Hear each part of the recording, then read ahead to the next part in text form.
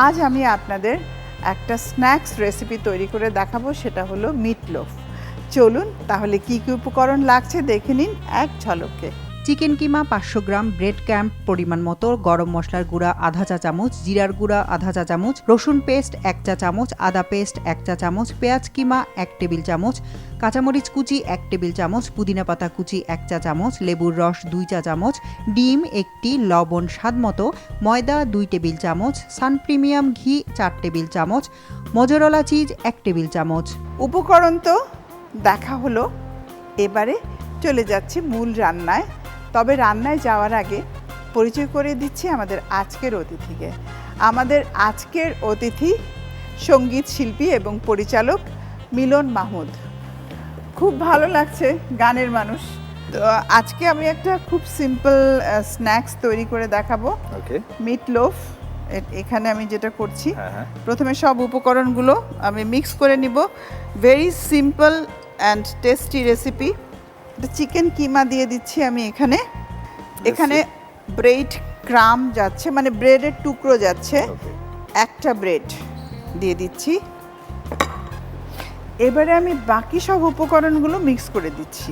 সব তো সাজানো, হ্যাঁ সব সাজানোই আছে। এখানে একটু গরম মশলা পাউডার আধা চা চামচ পরিমাণ, জিরার গুঁড়ো আধা চা চামচ পরিমাণ, রসুন পেস্ট হাফ টিস্পুন, আদা পেস্ট 1 চা চামচ, এখানে যাচ্ছে পেঁয়াজ কিমা করা 1 টেবিল চামচ, কাঁচামরিচ 1 টেবিল চামচ, এটা ডিপেন্ড করে যে যেমন ঝাল খায়। জি, পুদিনা পাতা এখানে দিচ্ছি।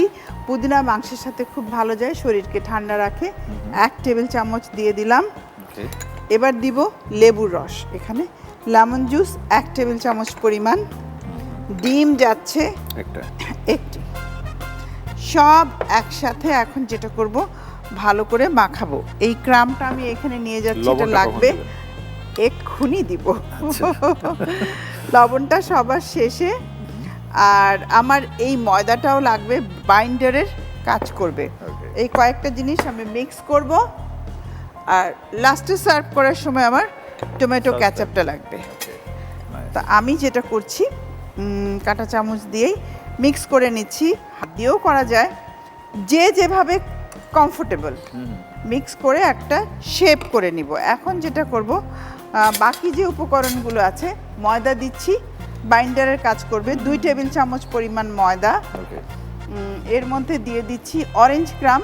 এখানে আমরা চাইলে ব্রেড ক্রাম এবং চাইলে মুড়ির গুঁড়ো দেওয়া যায়। এটা দিচ্ছি একটা ক্রাঞ্চিনেস যেন চলে আসে, লুকটাও ভালো আসে। আমি সব কিছু মিশিয়ে এটাকে প্যানে ভাজবো। সান প্রিমিয়াম ঘি দিয়ে আমি এই সান প্রিমিয়াম ঘি দিয়েই করতে হয় নাকি? আর এটা সবচেয়ে বড় জিনিস, আপনি দেখুন এটা কিন্তু একটা সিল করা জিনিস, ওয়েল সিলড। এটা ইজি ওপেনার, আমি করে দেখাচ্ছি।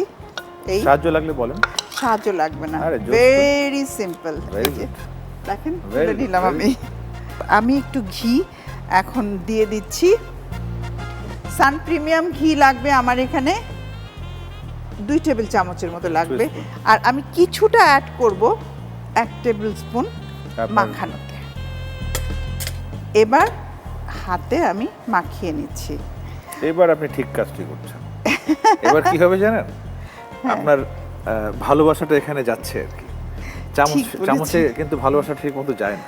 আর রান্নার সাথে ভালোবাসা কিন্তু একটা স্পাইসেস। আমি এখানে একটু চিজ নিচ্ছি, যেটা স্বাদ বাড়াবে। গ্রেট করা মোজারেলা চিজ আমরা পছন্দ মতো নিতে পারি, আর একটু বেশি পরিমাণ আমি এখানে 1 টেবিল চামচ দিলাম। যে যেমন দিতে ভালোবাসে তেমনি দিতে পারে। আমার কিন্তু অলমোস্ট ডান। আমি যেটা করব, শেপ করব। এখন একটাই করব, একটু বড় করে শেপ করব। পরে আমি ভাবছিলাম কিন্তু আপনি এর মতো কিমার মতো ছোট ছোট করে করবেন। না, আমি এটা কিমার মতো ছোট ছোট করব না। এটা আমি একটাই করব, বাট একটু ভিন্নভাবে করতে চাই। আমি অরেঞ্জ ক্রামটা উপরে দিয়ে দিচ্ছি। আমার এই পার্টটাকেও। এটা কি মেইনলি আপনি লুকের জন্য করছেন না এটা স্বাদের কোনো তারতম্য? এটা আমরা ওভেনেও করতে পারি, চুলাতেও করতে পারি। ওভেনে যখন আমরা করি তখন জাস্ট এইভাবে দিয়ে দিলেই হয়, কিন্তু সব সময় কিন্তু ওভেনে কাজ করতে ইচ্ছে করে না, তো তখন আমি চাইলে বরং একদম এভাবে ম্যানুয়াল করতে পারি। হ্যাঁ, হ্যাঁ। যেটা আপনি এখন দেখাচ্ছেন এটাই মনে হয় বেটার। আমারও তাই মনে হয়। আগুনটা দিয়ে দিচ্ছি। ঘি কিন্তু বেশি তাপে খুব বেশি সময় রাখা যায় না, রাইট, কারণ এটা খুব দ্রুত পুড়ে যায়।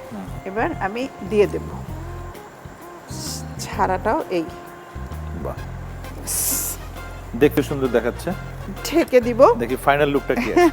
দেখেন, কোনো সমস্যা নেই, আমার কিন্তু অলমোস্ট ডান। তাহলে তো সময় তো অনেক কম লাগছে, অবশ্য প্রিপারেশনের একটা ব্যাপার আছে। তো এবার একটু আপনার কাজের প্রশ্নে আসতে চাই। কাজ তো, আপনি তো সঙ্গীত পরিচালক এবং একজন সঙ্গীত শিল্পী। আসলে গান এমন একটা জিনিস যে মন ভালো করে দেয়। It's a one kind of meditation, very good. Musical therapy কিন্তু সারা বিশ্বে এখন অনেক পপুলার, জানেন?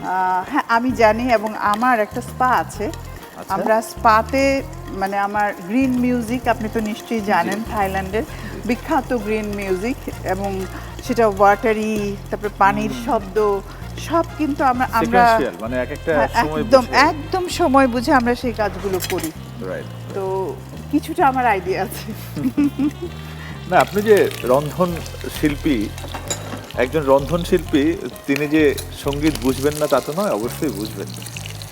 আসলে সঙ্গীতের প্রতি আমার একটা প্রেম আছে। বিষয়টা শিল্প তো। আপনি নিজেও করেন নাকি? এক সময় করতাম, এখন ছেড়ে দিয়েছেন। এখন সময়, আসলে সঙ্গীত তো চর্চার ব্যাপার, ওই চর্চা করার টাইমটা হয় না। আমি উল্টে দিলাম, আপনারা দেখতে পেলেন, আমি 2টো চামচ ব্যবহার করলাম, তা না হলে উল্টানোর সুবিধার্থে। আর উল্টানোটা খুব কেয়ারফুলি করতে হবে, ভেঙে যেন না যায়।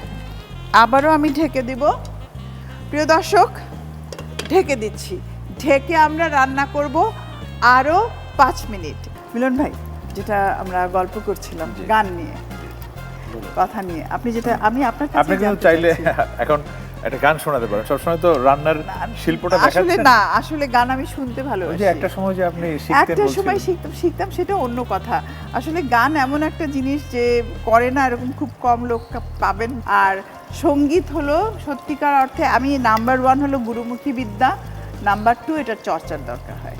কারণ চর্চা ছাড়া কখনো, শুধু সঙ্গীত কেন, আমি যদি আজকে ঠিক মতো প্রপার ওয়েতে রান্নাটাকেও প্রফেশন হিসেবে নিতে চাইলে আমাকে এখানেও চর্চা করতে হবে। অবশ্যই। যে কোনো বিষয়ে অনুশীলনটা রয়েছে। আপনি কোন ধরনের গান করতে বেশি ভালোবাসেন, স্বাচ্ছন্দ্য বোধ করেন? আমার এখন যে গানগুলি আমি আমার ক্যারিয়ারের শুরু থেকে তৈরি করেছি এ পর্যন্ত, সেখানে জনরা ছিল আপনার ট্র্যাডিশনাল মেলো ছিল, পোস্ট মডার্ন মেলো ছিল, সামটাইমস মেলো রক ছিল, then I work with pure folk. সাধারণত কি দেখা যায় যে আমাদের এখানে যারা প্রতিষ্ঠিত বাউলরা রয়েছেন তাদের গান কিন্তু আমরা কভার করি, বাট ওখানে একটা ঝামেলা হয়, লাইক আমরা অনেক সময় তথ্য খুঁজে পাই না যে গানটি কার। এই কারণে আমি ওই কাজটা না করে যেটা করেছি যে ফোক বেসড ক্রিয়েশন আমি কতটুকুন করতে পারছি, আমি কতটুকুন ওই জায়গাটা ধরতে পারছি, সেটা আমি আমার অডিয়েন্সকে দেওয়ার চেষ্টা করেছি। খুব ভালো লাগলো দাদা যে আপনি এই ফোক নিয়ে কাজ করছেন, গবেষণা করছেন। দাদা, আবার রান্না হয়ে গেছে, আমি চুলাটা বন্ধ করে দিচ্ছি। স্মেলটা অনেক ম্যাচিউরড, সেদ্ধ হয়ে গেছে, এবং একটা রান্না ভালো হচ্ছে কিনা সেটা কিন্তু আপনি দূরের থেকে টের পাবেন স্মেলে। তাই, থ্যাংক ইউ দাদা। আসলে এটা নর্মালি সাধারণত আমরা ওভেনেই করি, কিন্তু আজকে আমি ওভেনটাকে বাদ দিলাম, ম্যানুয়ালি করলাম। আমি একটু গার্নিশ করে দিচ্ছি টমেটো আর লেটুস পাতা দিয়ে। লেটুস পাতা এবং টমেটো কিন্তু অত্যন্ত ভালো। তৈরি হয়ে গেল মিটলোফ। বাহ, this looks too good. I should say this looks too good. Thanks. প্রিয় দর্শক, তাহলে চলুন মিটলোফ তৈরি করার পুরো প্রস্তুত প্রণালীটি আপনাদের সুবিধার জন্য আরেকবার দেখে নিন ঝটপট। প্রথমে একটি পাত্রে চিকেন কিমা নিন। এতে ব্রেড ক্র্যাম্ব, গরম মশলার গুঁড়া, জিরার গুঁড়া, রসুন পেস্ট, আদা পেস্ট, পেঁয়াজ কিমা, কাঁচামরিচ কুচি, পুদিনা পাতা কুচি, লেবুর রস, ডিম, লবণ, ময়দা, অরেঞ্জ ক্র্যাম্ব, সান প্রিমিয়াম ঘি ও মজরেলা চিজ দিয়ে ভালোভাবে মাখিয়ে নিন। ফ্রাই প্যানে ঘি দিন, এতে মশলায় মাখানো চিকেন কিমা শেফ করে অরেঞ্জ ক্র্যামে জড়িয়ে গরম ঘিতে ছেড়ে ঢেকে ভাজুন। ভাজা হলে নামিয়ে সাজিয়ে পরিবেশন করুন দারুণ স্বাদের মিটলোফ।